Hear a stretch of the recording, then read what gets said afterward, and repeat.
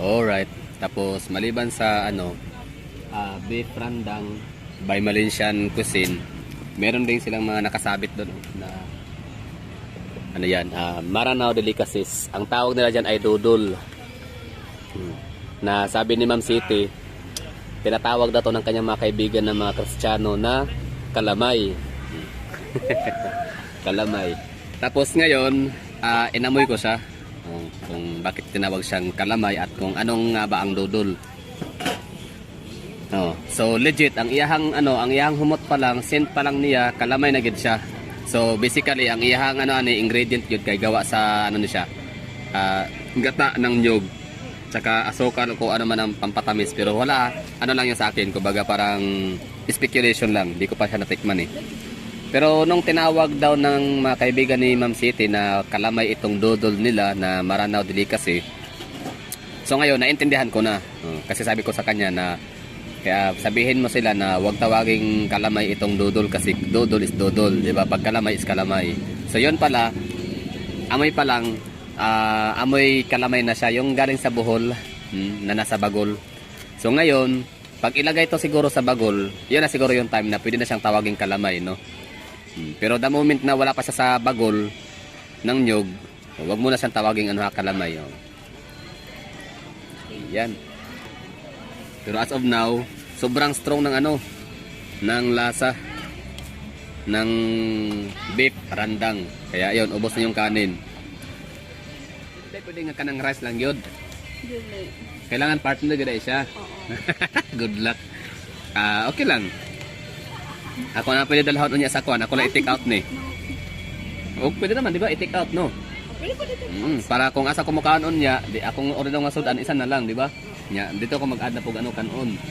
Tama kayo. Okay ra. Oh, grabe ka siya, appetizing.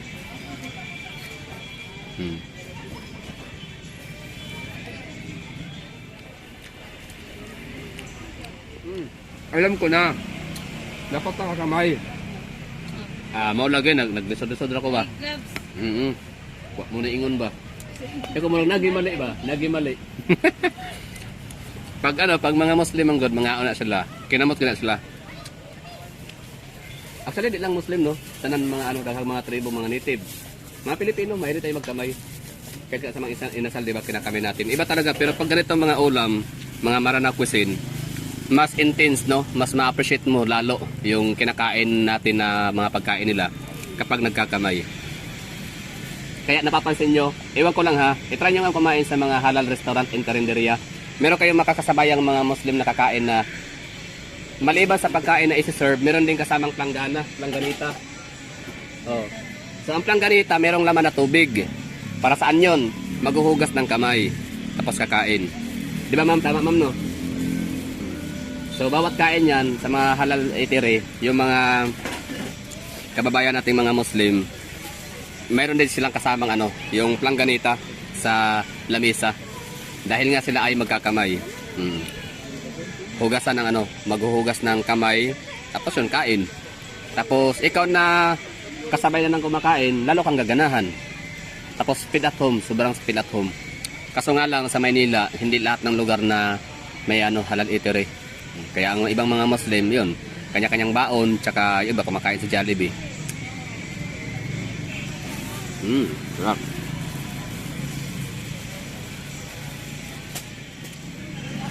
Shout out naman sa mga taga-Iligan dyan. Muntahan nyo dito, ang ganda kaya. May sila, kanya-kanyang mga cuisine. Tapos meron silang rules and regulation dito. Kung ano yung paninda sa kabila, huwag ka nang matinda. For example, Japanese. Yung Japanese na yan, mga Japanese foods, bawal nang magtinda ang tagaharap. Kasi sa kanila man may US, Americanized, Westernized. Yan. Kasi yan. Sa kanila Westernized, dito is Japanese. Tapos dito naman sa kinainan ko, Malaysian. Yan. Beef rendang. Tapos doon sa kabila, di ko alam kung ano yun meron doon. Tapos ito naman dito ay din siya, Muslim yata to dito sa kabila. Di ako sure. Masa na ilaha man nila? Marag Muslim to nila. Philippines. Philippines.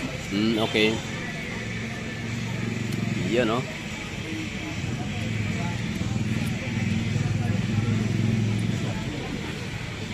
mga taga-Iligan na nanonood nito. Support lokal ho, no? Minsan, supportahan din. Kakabukas lang naman la actually, 3 days pa lang daw.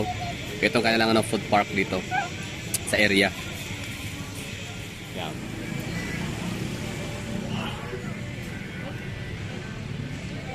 Sana na to, ibaba ng ano, City Hall.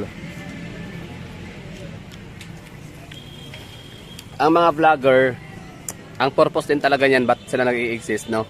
Is tutulong yan sila para magpalaganap ng mga information na may bagong bukas, may bagong gawa, yung mga ganon, di ba? Kasi may mga taga-Iligan hindi alam na, mayroon pala ano dito, food parks. Parang ganon, di ba? So, kung may mga taga-Iligan dyan na mga nakapanood nito, puntahan nyo to. Oh. Tapos syempre, i-post nyo sa Facebook, selfie. ATM, kumakain ng beef randa. Oh, shout out dyan sa mga taga-Iligan, ha? So ito pala siya ay kakabukas lang. Kano sa nasugod ma'am? 3 days no? 3 days pa lang? 3 days after. 3 days pala sila nag-start. Tapos taman rapod sa November 15 ang ingon. So kano siya? International, basta rin siya tawag? International Food Village. Ayun, International Food Village. Kaya pala yung estilo ng ano, mga stall nila parang ano, kubo-kubo. Kaya sa village. So ito dito, mga fruit and shakes, parang Filipino. So pag sinabi International Food Village, international from the word itself, international. Yung cuisine dito is halo-halo, no?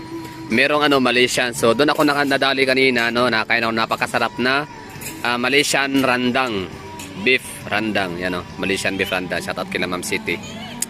Tapos ito sa kabila is parang Filipino barbecue naman dyan, no? Mga satay. Tapos doon naman sa unahan, pinakadulo ay Japanese cuisine. Tapos ang gitna naman ay Vietnamese cuisine. Meron silang pusop. Kaso nga lang, kung may available na silang pusop ngayon, kahit busog na ako sa beef randang, kakain din sana ako nun. Kaso wala no? Hindi na available yung ano, yung pusop nila, no? Naubusan sila ng ingredients daw. Hirap daw makahanap dito sa Iligan ng ganong ano, ingredients. Tapos itong isa naman ay Japanese na mga, yan, no? Takoyaki. I mean ano, Korean pala, Korean, mga samyang. Mga tteokbokki. Tapos dito naman kay ma'am ay ano, Middle Eastern or parang Gulf area naman to dito ng mga pagkain yan, mga chicken kebab. Tama ma'am, no? Chicken kebab. Tapos ito naman isa ay biryani. Chicken biryani.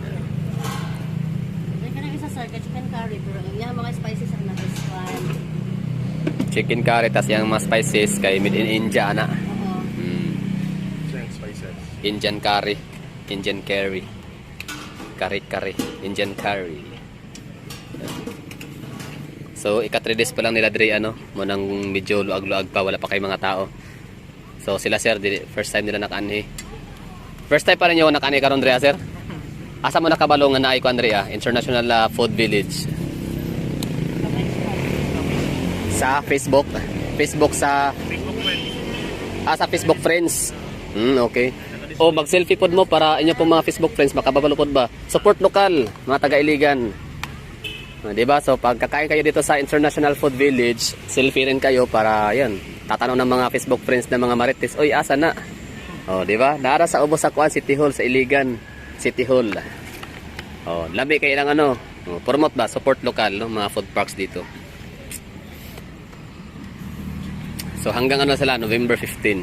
Ako nga, talagang sumubok ako sa ano, sa Malaysian beef food randang, beef randang. Napakasarap, anghang. Manageable lang naman, Hindi naman na OA lang pala ako nung una. Nung kalaunan medyo parang nasanay na yung dila ko sa anghang. Yun nga lang, sobrang strong ng kanyang flavor, kaya napadami sa rice. At to the point na hindi ko naubos yung beef, kaya inuwi ko na lang. Ayan, So Iligan City, ibaba, City Hall, International Food Village. So punta kayo dito, huwag kalimutang mag picture taking, selfie, tapos i-post niyo sa inyong Facebook. Tapos pag magtanong sila ang mga kakilala nyo na saan to, so sabihin nyo dito sa baba lang ng City Hall. Thailand cuisine, merong Korean cuisine, tsaka ito. Masarap ang pagkain Vietnam.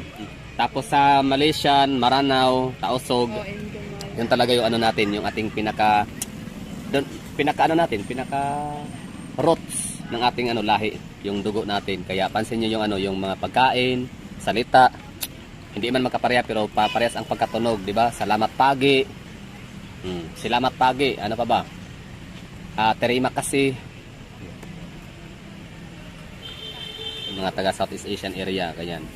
Ang pagkain natin ay maanghang, spicy with coconut, blended with coconut.